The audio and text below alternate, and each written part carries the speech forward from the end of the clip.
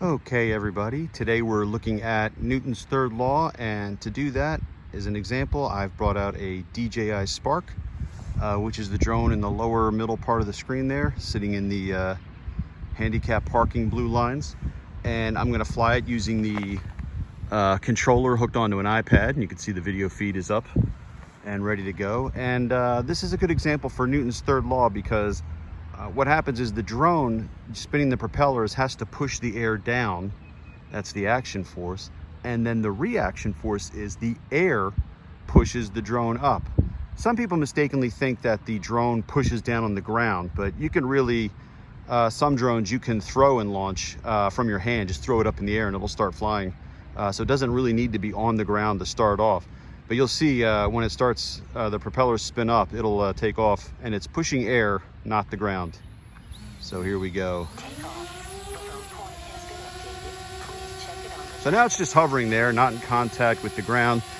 And these DJI products do a really good job of making a drone that'll fly in a very stable manner and maintain position. And this particular drone has a GPS built in, so it knows where it took off from.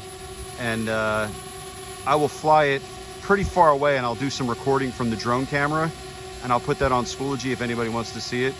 And then I'll start recording again when the drone comes back, and you'll see it'll come back and land very close to where it took off from. So right now the drone is pushing straight down the air. The air is pushing straight up on the drone. And right now those forces are balanced because the drone's not doing anywhere. If I want to move the drone, you'll notice that in order for it to move, it has to tilt so that some portion of the force is actually going back, and that pushes the drone forward. You can see there as I move it back and forth and up and down. Decrease the force, increase the force. And there it is again. And now I'll just give it a quick flight and do a recording on there, and then I'll start recording again when it's ready to come back. I'm going to fly it out about 500 meters, so about half a kilometer away, and we'll see how closely it lands to its start point. You can see in the still photo here that the drone is pushing the air straight down, which is represented by the yellow arrow. That's the action force. The reaction force, the air pushes the drone straight up, and that is represented by the up arrow. Now, as you saw in the video, when the drone has to move in a direction, it tilts itself by increasing the speed on either the back or the front propellers, and that actually increases the force a little bit. But when you have it on an angle, a portion of it is still pointing down and a portion of it is pointing back, which helps the drone to move. Now, the steeper the angle, the less force you have pointing down and the more force you have pointing back, and the drones will actually start to drop in altitude. This is why the better drones that have the position sensors and all that do a much better job, because they automatically increase their force so that they don't lose any altitude. And if you get a really inexpensive drone, they don't do this, then you have to do it manually, and it becomes a real pain in the neck. And a lot of times you'll either crash the drone or you'll end up overcompensating and sending up into a tree, and then you lost your drone. That's why it's good just to get one of these ones that has the position sensors and all that good stuff. Plus, and then it's a lot more fun because you're not struggling to control the drone. As you can see from the video there, I'm videotaping the iPad. The drone is looking back towards us. It's 98 meters up and 502 meters away. And looking back at us, we're in the upper left corner of that parking lot. And now I'm going to hit the return to home button.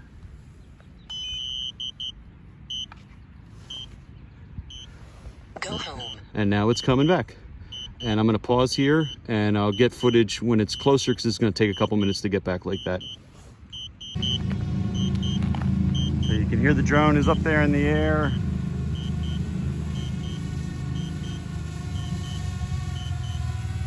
Yeah, there it is. There it is, coming down now. Doing its landing, and hope it's going to be a little off. Usually when I've done this at the baseball field, it doesn't land really close to its home point. I wonder if I'm picking up a lot of interference from the police station and the library and the township building across the street there. They got a lot of Wi-Fi signals coming out of there, but it is going to land I don't know, we'll paste that off.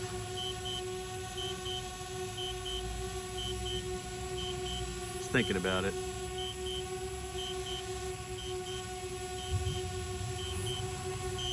Hang on. There it goes. Okay, so not a perfect landing, but it's within, let's see here.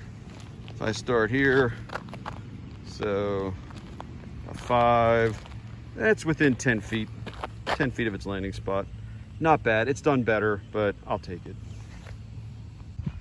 Okay, we are at the library now, maybe a mile or two away from the police station. They got such a strong antenna over there to broadcast out to the police cars that I think that was interfering with the signal on this. So let's see if we can't get a better landing. Now we're going to take off from here. It's going to be really short because I only have 57% on this battery. So we're just going to launch. I'll shoot a little video. Please check it on the map. And we'll see how the landing goes. So this is an overhead shot about 300 feet up of Hatboro Horsham High School. Some of their parking lots, tennis courts, and then as we pan to the left, we see their football stadium and a little, I think that's the JV 9th grade baseball field, because the varsity field is actually kind of behind us at that point. And across the street there, you can see Commonwealth Golf Course. The world looks a lot different from 300 feet up. Now you notice there's no sound in the video, and that's because there's no microphone on the drone. If there was, all it would pick up is the humming of the blades there. There it is.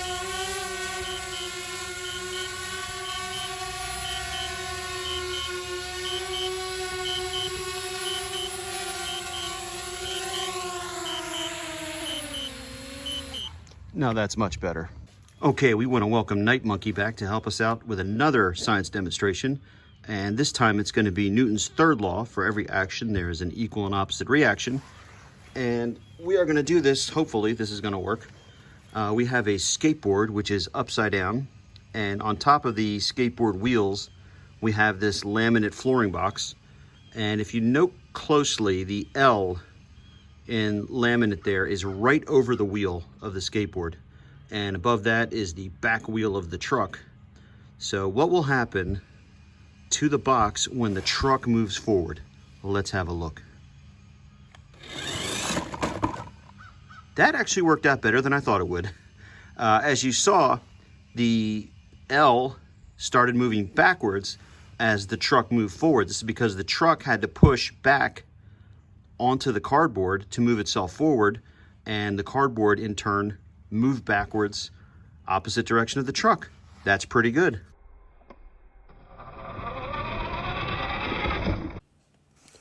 Now, if you have any questions about Newton's laws, please email one of your teachers and they or I will get back to you as soon as we can.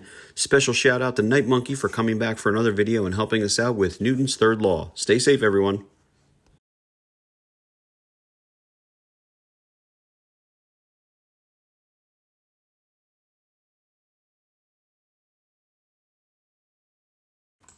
Okay, so this was the footage the drone actually shot. Take off.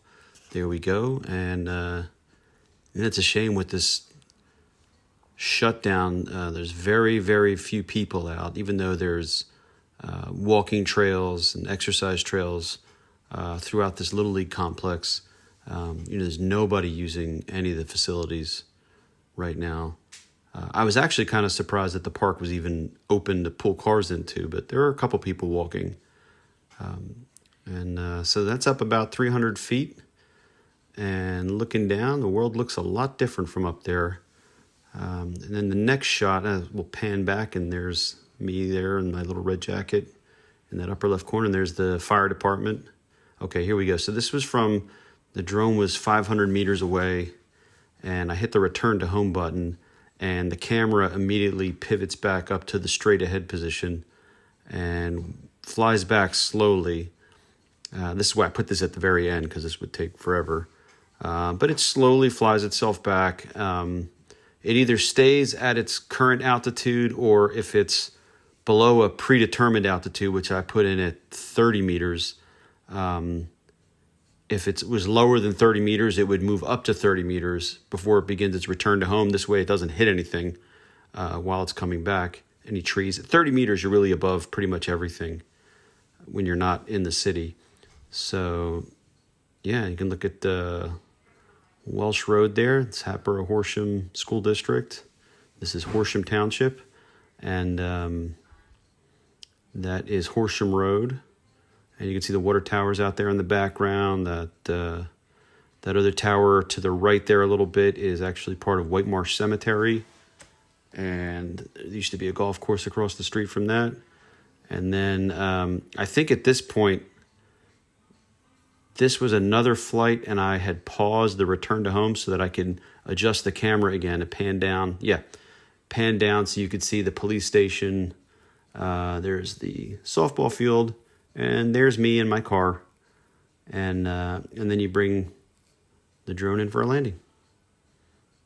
Slowly, of course. And yeah, look, I mean, there's just nobody around. So weird. Normally there'd be a lot of people there. There might be games going on. It was a weekend, so there'd be kids practicing and people walking around. Well, thanks for watching.